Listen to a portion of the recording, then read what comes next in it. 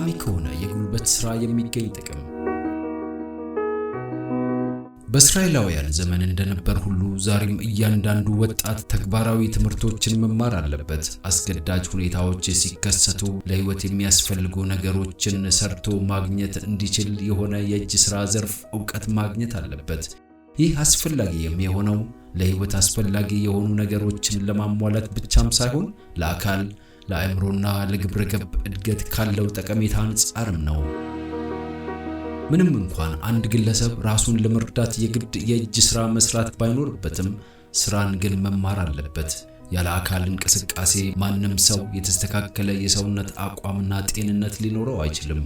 ተገቢ ቁጥጥር የሚደረግበት የጉልበት ሥራ መማር ጠንካራና ንቁ የሆነ አእምሮና የከበረ ባህሪ እንዲኖረን የማድረግ ጠቀሜታውም ለአካል ጤንነትና ለተስተካከለ አቋም ከሚሰጠው ጠቀሜታ ያነሰ አይደለም።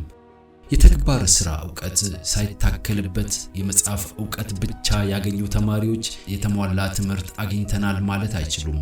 ለተለያየ የሥራ ዘርፍ መዋል የሚችል ኃይል ችላ ተብሏል። ትምህርት የሚያካትተው አእምሮን ብቻ መጠቀምን አይደለም። የጉልበት ሥራ ለእያንዳንዱ ወጣት ሊሰጥ ከሚገባው ስልጠና አንዱ ክፍል ነው። አንድ ተማሪ ጠቃሚ የሆነ የጉልበት ሥራ ትምህርት ካላገኘ የትምህርት ጠቀሜታ የሆነው ክፍል ቀርቷል ማለት ነው። ጤናማ የሆነ አጠቃላይ የአካል እንቅስቃሴ ሰፊና ሁሉን ያካተተ ትምህርትን ይሰጣል። እያንዳንዱ ተማሪ ከቀን ውስጥ የተወሰነውን ሰዓት ለጉልበት ሥራ ማዋል አለበት። ያኔ የሥራ ልምድ ይፈጠርና በራስ የመተማመን መንፈስ ይደፋፈራል። እግረ መንገዱንም ወጣቶች ሥራ ከመፍታት የተነሳ ከሚከሰቱ ክፉና አዋራጅ ተግባራት ይጠበቃሉ። ይህ ሁሉ የሚሆነው ከትምህርት የመጀመሪያ ዓላማ ጋር አብሮ መጓዝ ሲቻል ነው። ሥራን፣ ትጋትንና ንጽህናን ስናደፋፍር ከፈጣሪ ጋር እየተስማማንን። በጨዋታ መልክ ከሚደረግ ወይም ተራ ከሆነ የአካል እንቅስቃሴ ታላቅ ጥቅም አይገኝም። ንጹህ አየር ባለበት በመሆን ወይም ከጡንቻዎች እንቅስቃሴ ጥቂት ጥቅም ይገኛል። ነገር ግን ለዚህ አይነት እንቅስቃሴ የሚወጣውን ያክል ጉልበት ጠቃሚ ለሆነ ሥራ ብናውል ጥቅሙ ትልቅ ይሆናል። የዚህ አይነት እንቅስቃሴ በውስጡ ጠቃሚ ሰው የመሆንን ስሜት ለሚፈጥር በተገቢ ሁኔታ ለተሰራው ሥራ የህሊና ማረጋገጫ ይሰጥና የእርካታ ስሜት ይፈጥራል። ተማሪዎች ከትምህርት ቤቶቻችን ሲወጡ ሊጠቀሙበት የሚችሉትን በትምህርት የተደገፈ ብቃት ይዘው መውጣት አለባቸው። ይህ ሲሆን ያሏቸውን ክህሎቶች እንዲጠቀሙ የሚያስገድድ ሁኔታ ሲፈጠር በሕይወት ስኬትን ለማግኘት አስፈላጊ የሆነ ሊጠቀሙበት የሚችሉት ዕውቀት ይኖራቸዋል። ተግቶ መማር እንደሚያስፈልግ ሁሉ ተግቶ መስራትም አስፈላጊ ነው። የአካል ኃይሎችን ለመደሰቻ ማዋል ሚዛናዊ ለሆነ አእምሮ አይመችም።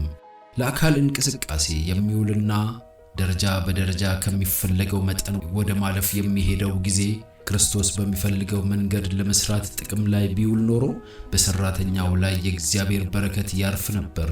የጉልበት ሥራን ከአእምሮ ሥራ ጋር በማዋሃድ የሚገኝ ተግባራዊ ሕይወት የሚረዳ ራስን መግራት ጣፋጭ የሆነው እግዚአብሔር ሰዎች እንዲሰሩት ለሚፈልገው ሥራ በተሻለ ሁኔታ ብቁ እንዲሆኑ እያደረጋቸው ስለሆነ ነው። ወጣቶች የሕይወትን ተግባራት እንዴት በትክክል እንደሚሰሩ ሲያስተውሉ ለሌሎች ከሚኖራቸው ጠቀሜታ አንጻር ከዕለት ወደ ዕለት የሚኖራቸው ደስታ ታላቅ ይሆናል። ጠቃሚ የጉልበት ሥራ መስራትን የተማረ አእምሮ ይሰፋል። በስልጠናና በመግራት ለጠቃሚነት ገጣሚ ይሆናል። ለዚህም ምክንያቱ ለባለቤቱ በረከት የሚሆን ጠቃሚ ዕውቀት ስላገኘ ነው።